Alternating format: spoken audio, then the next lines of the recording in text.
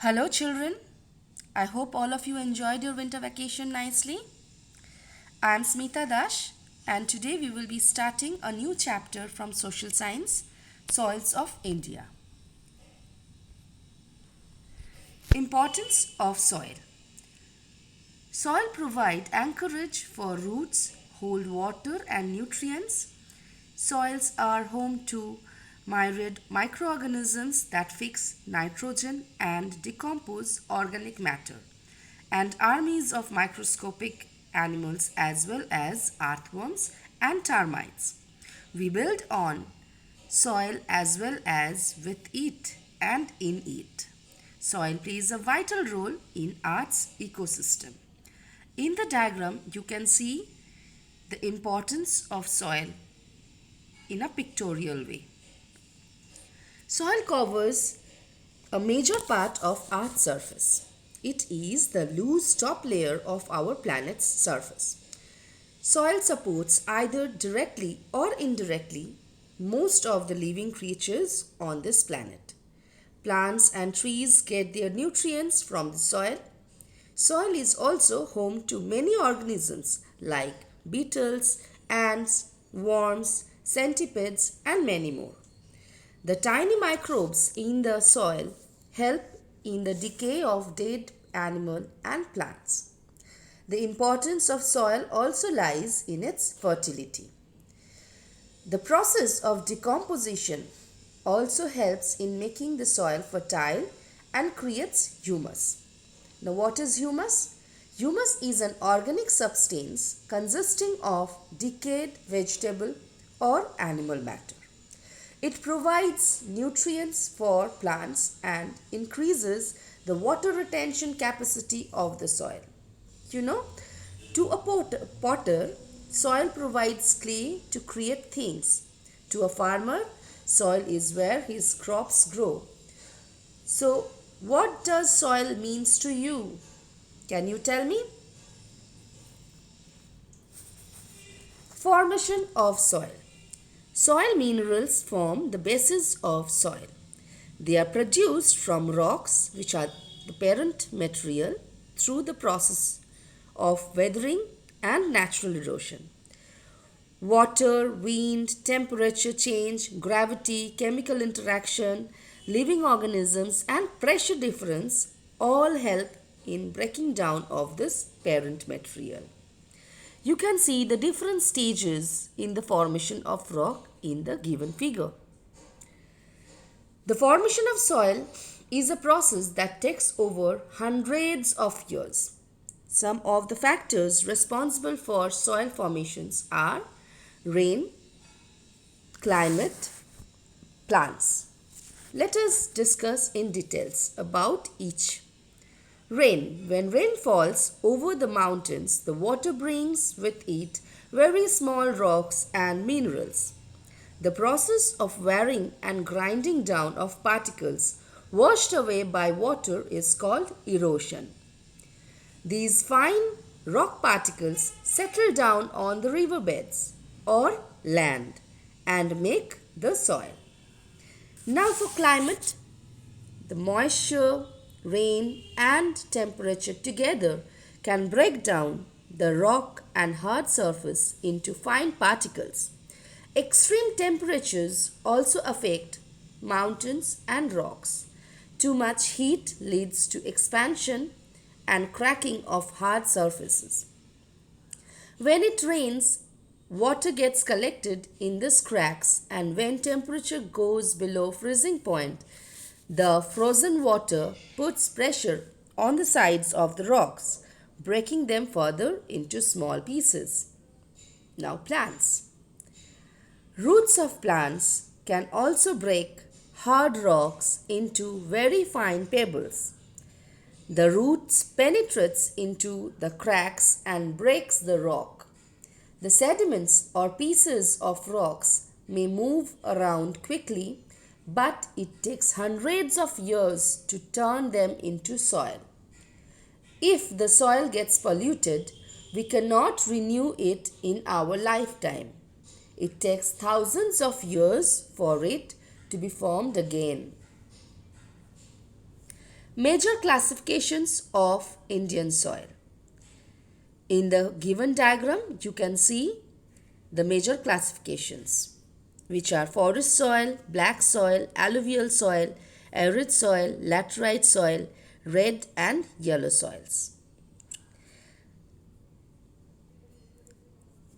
Types of soil. India is a vast country. Different regions have different types of soil. Black soil, which is also known as regur soil or cotton soil. This soil is black in color. It has fine texture and can retain a lot of water. It has high humus content and is rich in clay. This type of soil is suitable for growing cotton. It is formed by the breaking up of lava rocks that erupt out of volcanoes. This soil is found in central and northwestern part of the southern plateau, Maharashtra, Madhya Pradesh, parts of Karnataka, Tamil Nadu, Andhra Pradesh and Gujarat. Red soil. It is mostly found in the southern part plateau region. Red soil contains iron which gives it red color. It is also formed by breaking up of igneous and metamorphic rocks. It is typically found in areas where there is relatively lesser rainfall. It is not suitable for growing crops. However, farmers add manure and manage to grow a few crops like groundnut, jowar and bajra. This type of soil is found mainly in Tamil Nadu, Karnataka, Maharashtra, Andhra Pradesh, Telangana, Jharkhand, Odisha, Madhya Pradesh, Chhattisgarh, West Bengal and Assam. Alluvial soil. It is most suitable soil for growing crops. It is found in the region which are drained by river and their tributaries. For example, the northern plains of India and the delta region. It is found in the states of Punjab, Uttar Pradesh, Bihar, West Bengal, Odisha, Assam and Haryana. This soil is rich in minerals. The rivers normally carry large quantity of silt or alluvium. Silt consists of the fine particles in the soil which are carried by running water and are deposited as sediments. As the river flows, this silt gets deposited on the banks of the rivers and the areas around it. Alluvial soil is good for cultivation of rice, wheat, jute, pulses, sugarcane and oilseeds. It is the most common type of soil found in India. Desert soil. It is mainly found in the dry and arid areas of Rajasthan and Gujarat. It is a very dry soil and is reddish brown in color. It is porous, infertile and cannot retain moisture. Although it is not possible to grow crops in this region, but with proper irrigation facilities, cultivation can happen in these areas also. Forest soil or mountain soil.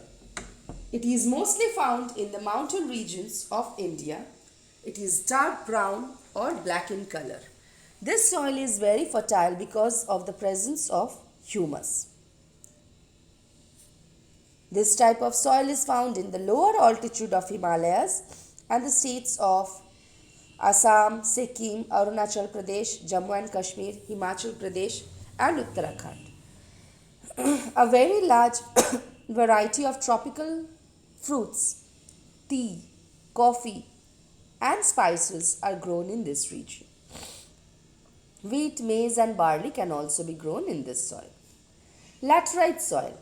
It is a mixture of red soil and clay that is found mostly in regions with adequate rainfall. It has low humus content. This soil is rich in iron and aluminium. It is found in the Western Ghats parts of Tamil Nadu, Karnataka, Kerala, Odisha, Assam, West Bengal, Meghalaya and Telangana. It is yellowish brown in color. Crops like rubber, coconut, groundnut, cashew, spices tea, coffee, and tobacco can be grown in this kind of soil. In the given figures, you can see different types of soil, and in the given map, the distribution of this soil is given. Layers of soil. As you can see, the diagram and the figure shows us the different layers of soil. A, which is the top soil, it holds a lot of humus. Many small animals live in it. Then B is the subsoil. Does not have lot of humus, but it has small pieces of rocks. And the C is the bedrock. It has no humus and it is made up of solid rock. Next we are coming to soil erosion, which is the displacement of the upper layer of soil. It is a form of soil degradation.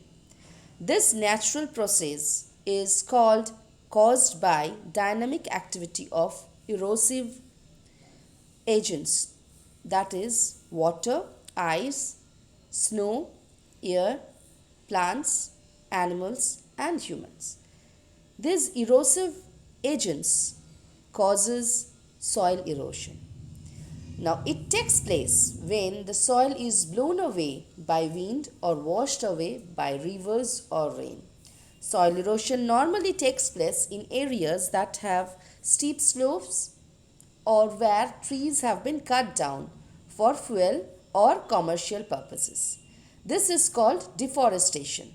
Soil erosion can be reduced by building terraces on the hillsides and introducing irrigation facilities to overcome droughts.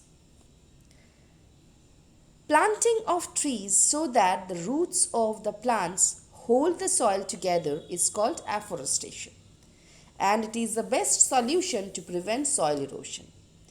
Plants on the bank of rivers and wetlands are of utmost importance as their roots bind the soil and slows down the flow of water. The prevention of soil erosion is called soil conservation. It is very important that our farming techniques do not damage the structure of the soil. A good farming technique involves covering bare farmland with grass, crop rotation, and keeping the soil rich in humus. It is good to know that soil erosion removes the nutrient-rich layer of the topsoil. Without plants and trees, the land becomes desert-like and is unable to support life. This process is called desertification. Soil conservation is the prevention of the loss of the topmost layer of the soil from erosion or prevention of reduced fertility caused by overusage, acidification, salinization, or other chemical soil contamination.